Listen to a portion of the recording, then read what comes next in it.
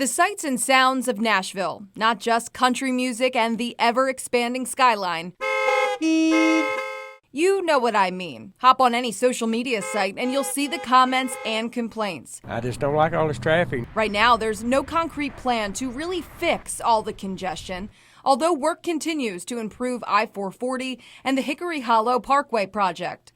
Some believe there's no cut and dry answer. Right now, we have a transit system that is doing what it can with buses in traffic with the rest of the cars and is getting people to work and to education.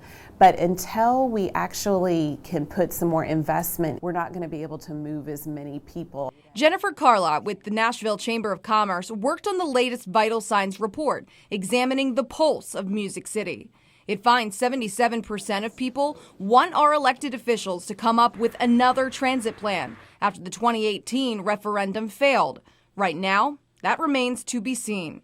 Right now, the funding streams are pretty separate. There's separate funding streams for roads and bridges, and then for interstates versus for transit. Researchers say the cost of living in the Nashville region may be lower than the national average, but with the increased demand and low supply of housing, plus increased transportation costs, that doesn't mean more money in your pocket.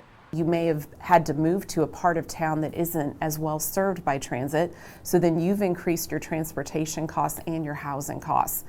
And we see this as a big issue, again, because it comes back to, are we getting people in a place where they can live and work and access educational opportunities and work opportunities? Researchers believe there needs to be transit-oriented development to help fix this. People to use a studio space, gallery space, or their apartment. So and you base it all off income? It's all income based.